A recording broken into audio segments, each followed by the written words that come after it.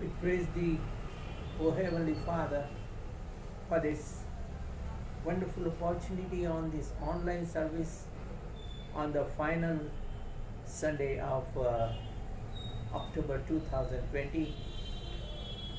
The wonderful God, the merciful God, the pious and holy God.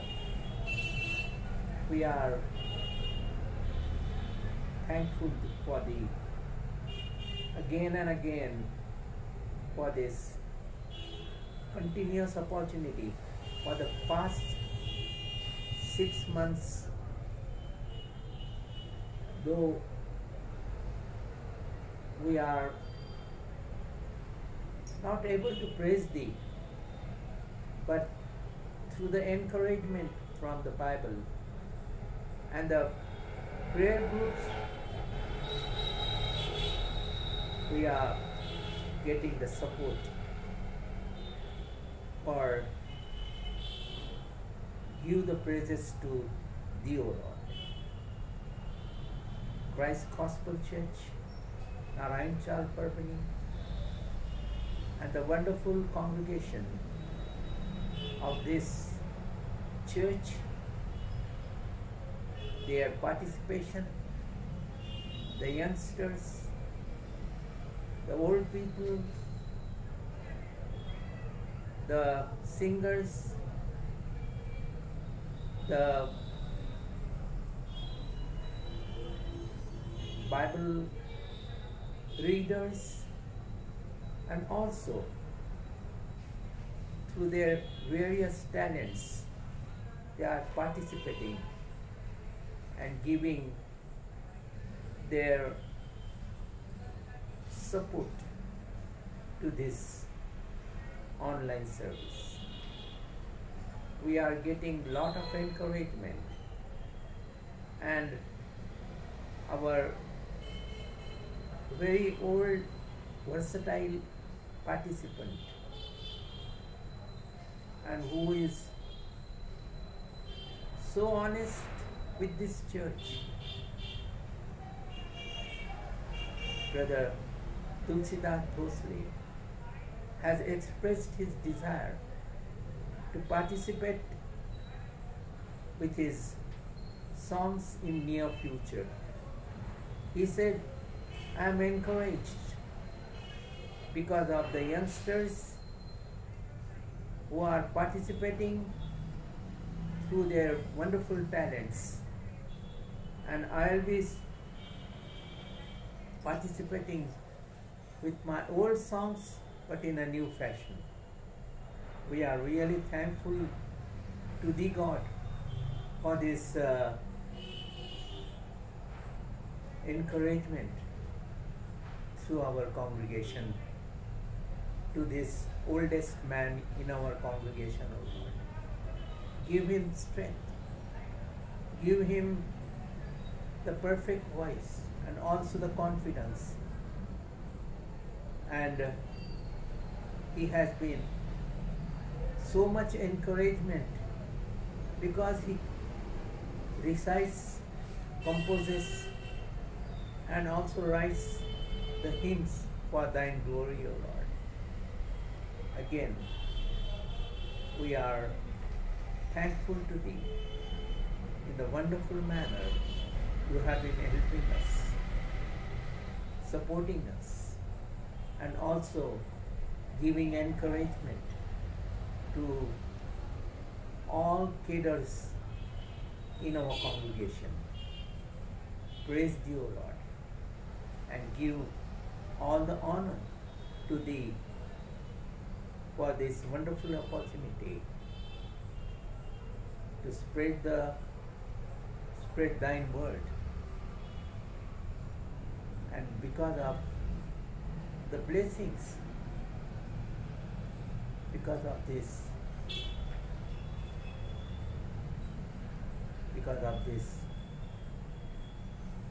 ailment, the disease, otherwise we wouldn't have got. But this is a blessing in disguise that we are getting this opportunity from this small congregation throughout the world, and encouragement. People are listening to the sermons, to the songs, and so many things they have been using to praise Thee. We ask all these things in the wonderful and majestic name of our Savior Lord Jesus Christ. Amen. And also, we are praising our God for various subjects throughout the Bible to meditate and to praise Thee on this Sunday worship.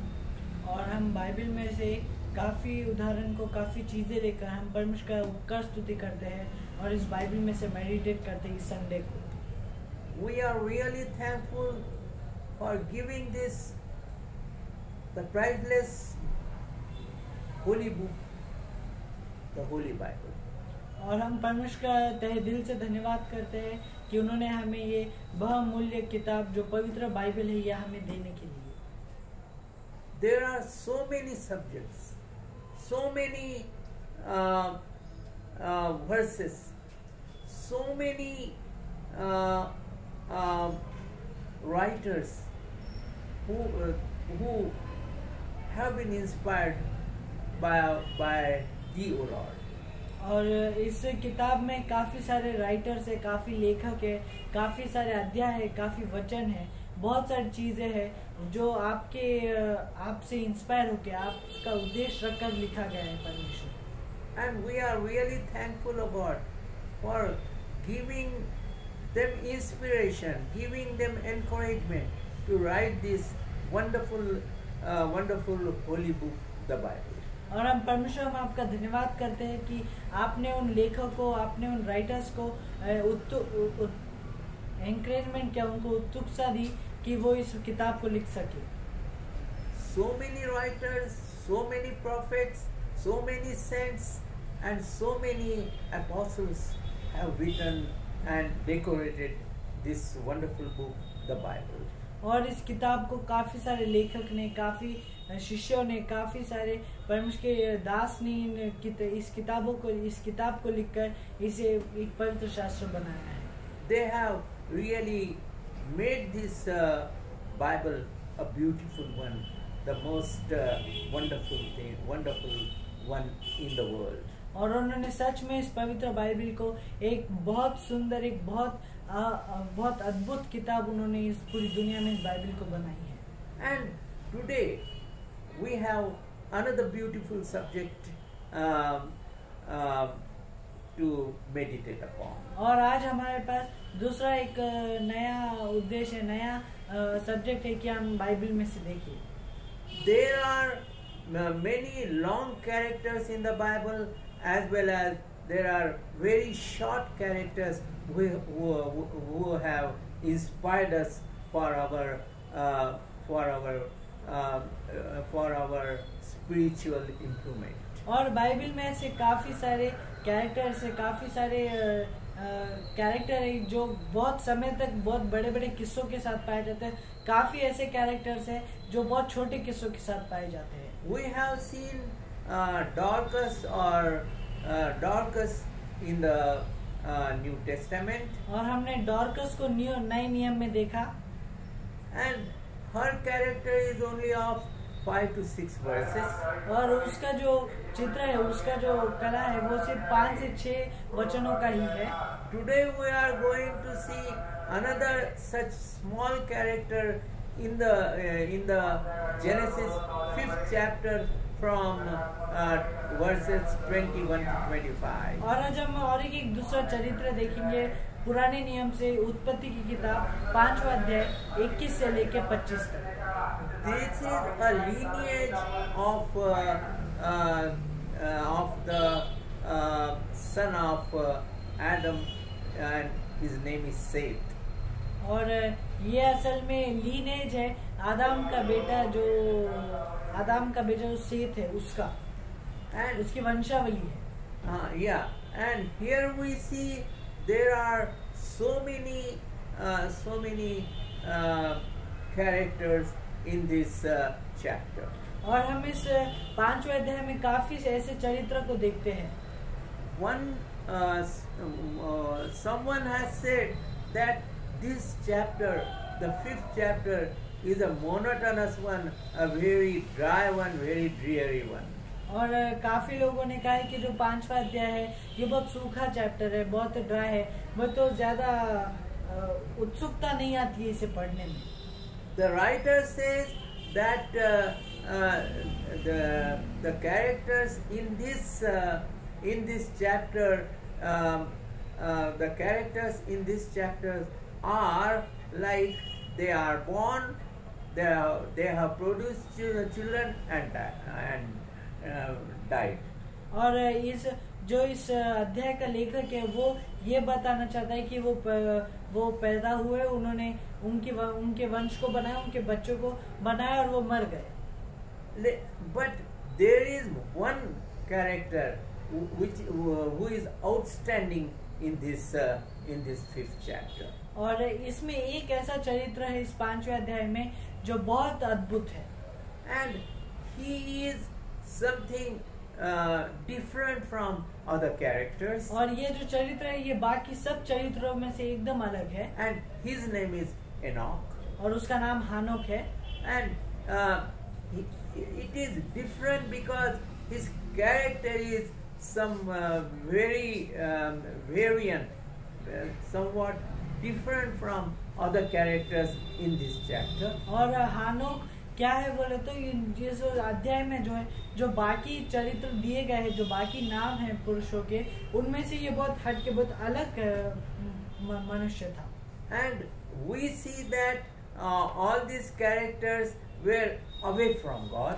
और हम देखते हैं कि जो सब चरित्र थे इसमें ये सब परमेश्वर से दूर थे. But here we see this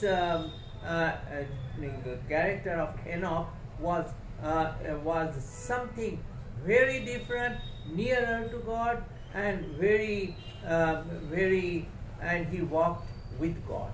और हम यहाँ पे जो 5वें अध्याय में हानोक को देखते हैं, ये बहुत हटके था, ये परमेश्वर के साथ साथ चलने वाला था, परमेश्वर के नजदीक रहने वाला था. And here the title of today's message is "Let's go to God's house today." और आज का जो संदेश का जो टाइटल है, आज का संदेश का जो उद्देश्य है, ये है कि आओ हम परमेश्वर के घर को चलें. And it is encouraging that such a wonderful and beautiful character we are learning today. और ये बहुत उत्सुकता वाली बात है कि हम इतना अद्भुत चरित्र को आज हम देखने वाले हैं. And here we also see that this is a special treatment because of his allegiance to God. He is outstanding than other characters in this chapter. और हम देखते हैं कि इसको एक स्पेशल ट्रीटमेंट, एक अलग सा ट्रीट किया गया, अलग सा बर्ताव किया गया इसके साथ, क्योंकि वो परमेश्वर का इतना आज्ञाकारी था और इतना भय मानने वाला था कि परमेश्वर से बहुत प्रसन्न थे. And God really delighted with this man. और परमेश्वर को बहुत मन भावना था. And here we also say other characters in this chapter where you can say away from God. और हम इसी अध्याय में काफी ऐसे चरित्र को देख सकते हैं जो परमेश्वर से दूर थे. And in the midst of these characters, this outstanding character really brought life to this in this 5th chapter. और इन सब चरित्रों में से ये जो एक चरित्र है जो हानोक है, इसने सच में एक जीवन, एक उत्सुकता ला ली इस 5वें अध्याय में. He actually he is teaching lot of things to us in this world. और हानोक का जो चरित्र है वो हमें इस दुनिया में काफी सारे नई चीजें सिखाता है. And his life is so interesting, so delightful that we are learning certain things from this character of 4 to 5 verses. और ये जो चरित्र है ये चरित्र से हम ऐसे काफी अच्छी चीजें सीख सकते हैं, काफी मन भावनी चीजें सीख सकते हैं जो सिर्फ 4 से 5 वचनों में लिखी गई है। He could have walked like his predecessors, वो अपने पूर्वजों के समान भी चल सकता था, but he did not. लेकिन उसने उनके तरह बर्ताव नहीं किया। He walked with God and he was following God all his life. और वो परमेश्वर के साथ चला और वो पूरी जिंदगी परमेश्वर के साथ ही था।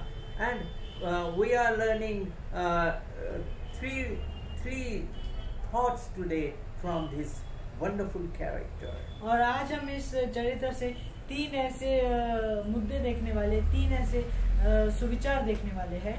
When you have to do something different from others, you must begin.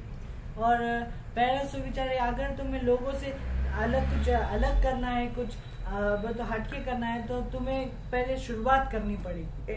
It would have been very easy for Enoch to follow his predecessors. और हानोक के लिए बहुत आसान रहा होगा कि वो अपने पूर्वजों के समान परमेश्वर का भय न मानते हुए चले, But he did not do that. लेकिन उसने वैसा तरह नहीं किया। He wanted to do something different which would please God. लेकिन उसे कुछ अलग करना था, कुछ हटके करना था जो परमेश्वर को प्रसन्न होना था। And then there is an idiom in Chinese language. और चाइनीज लैंग्वेज में एक पहलू है। And here it says that if you want to walk from 1,000 miles, then you have to start from your home. अगर वो जो है वो कहता है कि अगर तुम्हें 1000 किलोमीटर चलना है, 1000 किलोमीटर की दूरी पे चलना है, तो तुम्हें तुम्हारे घर से शुरू करना पड़ेगा। And the first step in Christian life is to become a Christian. और जो पहला स्टेप है, जो पहला पड़ाव है कि एक क्रिस्ती जीवन में, यही है कि पहले क्रिस्ती बनना चाहिए।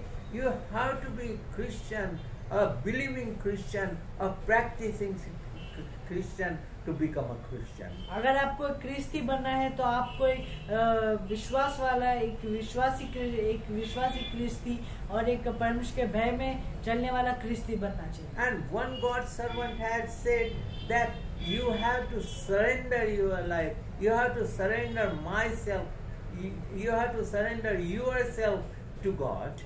और एक परमेश्वर के सेवक ने कहा है कि तुम्हें तुम्हारा जीवन परमेश्वर को सौंप देना चाहिए, तुम्हें अपना खुद का जीवन परमेश्वर को सौंप देना चाहिए। Today you have to understand Jesus, then only you can lead a life of a believer. आज इसी समय आपको अपना जीवन परमेश्वर को समर्पण करना चाहिए, तभी आप एक विश्वासी का जीवन जी सकते हैं। You can walk with God or walk in the God when you surrender yourself to God. और आप परमेश्वर के साथ तभी चल सकते हैं जब आप परमेश्वर को अपना जीवन समर्पण करते हैं। And here we see one beautiful verse in the book of Amos. और हम यहाँ पे आमोस की पुस्तक में इतना अद्भुत वचन पढ़ते हैं। And that is Amos, book of Amos, 3rd chapter and 3rd verse. और हम उसे देखेंगे, आमोस की पुस्तक 3रा अध्याय 3रा वचन। Can two walk together except they be agreed? यदि 2 मनुष्य परस्पर सहमत न हो तो क्या वे एक संग चल सकेंगे? Can you walk together if you don't have the understanding, if you don't have the agreement to walk together? क्या आप 2 व्यक्ति एक साथ चल सकते हैं जब आप में अंडरस्टैंडिंग, जब आप में सोच नहीं है कि हाँ मैं चल सकते हैं, एक दूसरे को समझने की शक्ति नहीं है तब। You will not be able to walk together. One will walk ahead, one will stay behind. और आप एक साथ नहीं चल सकते जब तक आपको ये नहीं समझ आए कि हम एक दूसरे को समझे। एक आगे चलेगा तो एक पीछे चलेगा। Unless you have that understanding, unless that you have one accord in your heart that we want to walk together, then only you can walk together. और जब तक आप में वो समझ नहीं आती, जब तक आप में वो कॉम्बिनेशन नहीं आता, तब तक कि हमको साथ में चलना है, तब तक आप साथ में नहीं चल सके। You will stumble back, and that is the thing. When you are in agreement, with anything in your life, in your daily life, in your spiritual life, you have to walk together in agreement with God.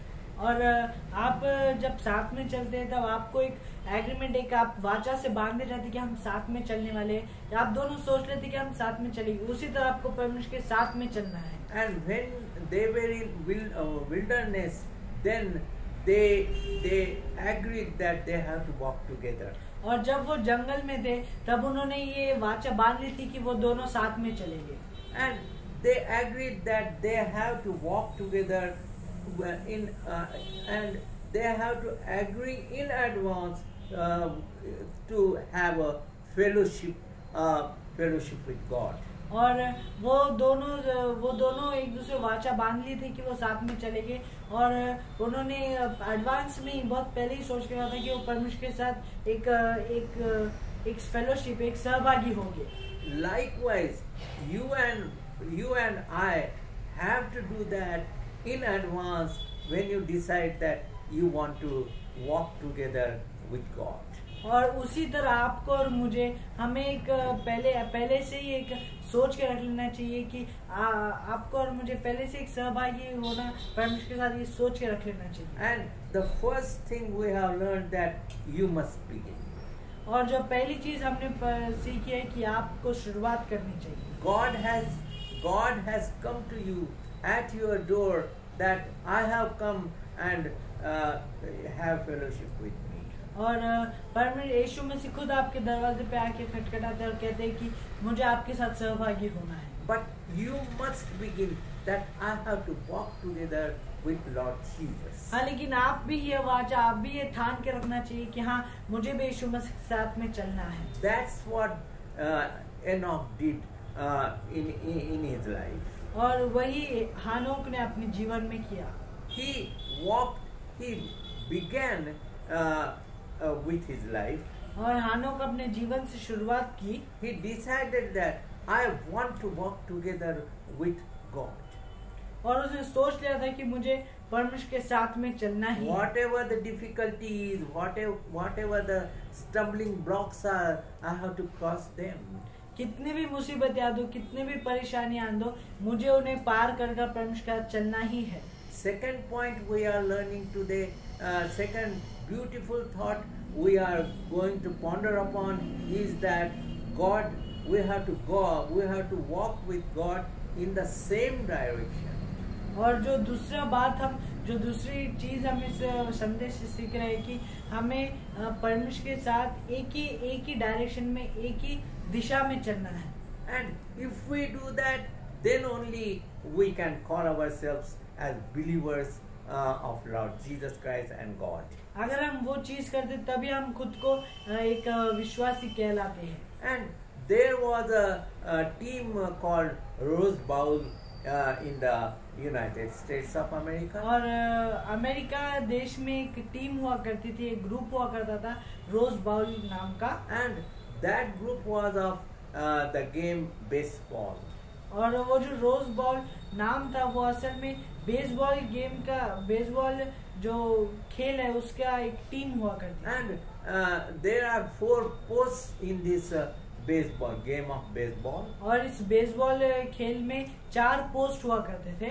And that the opposite captain or player stands in the center and throws a ball to the striker. और जो आगे जो विरोधी team खेलती है वो असल में आगे खड़े के गेंद फेंकता है और जो स्ट्राइकर है उसे बॉल मारनी होती है। And then he hits the ball and he tries to hit the ball with full strength.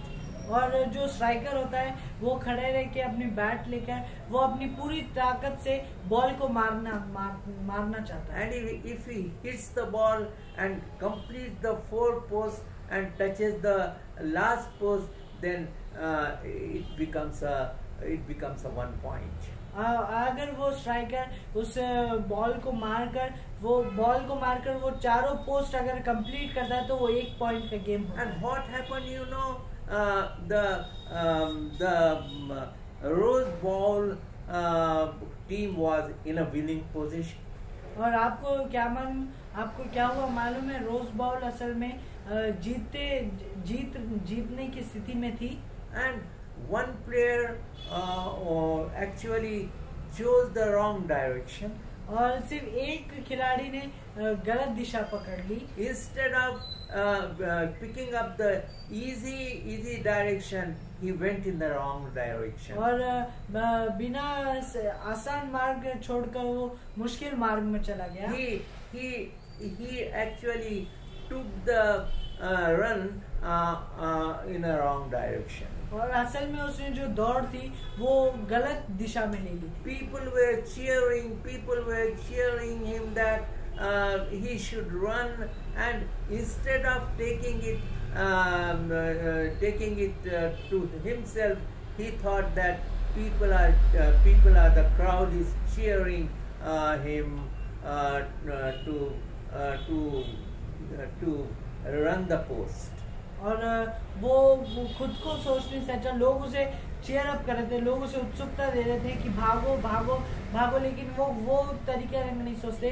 वो ये सोच रहा था कि लोग उसे पोस्ट की तरफ भाग कह रहे थे। And it was in the wrong direction. और वो भी गलत दिशा में जा रहा था। And then his wrong direction cost the championship to this team Rose Bowl. और वो जो गलत दिशा थी उसने जो जीत हासिल होने वाली थी वो हाथ से निकल गई। After the game, he was crying, and then he said, "I chose the wrong direction," and he admitted his mistake. और जब सब खेल खत्म हुआ, जब सब घर जाए तब वो रो रहा था और कह रहा था कि मैंने गलत दिशा चुन ली, और उसने खुद की गलती को मान लिया। And in the same way, when we don't walk with God, then we have this the life of defeat. और उसी तरीके से जब हम परमेश्वर के साथ नहीं चलते तब हमारा जीवन हारा हुआ जीवन रहता है। The predecessors of Enoch were leading a life in a wrong direction. और जो हानोक के जो पूर्वज थे वो असल में गलत दिशा में अपना जीवन जी रहे थे। But here we see something different in the life of Enoch.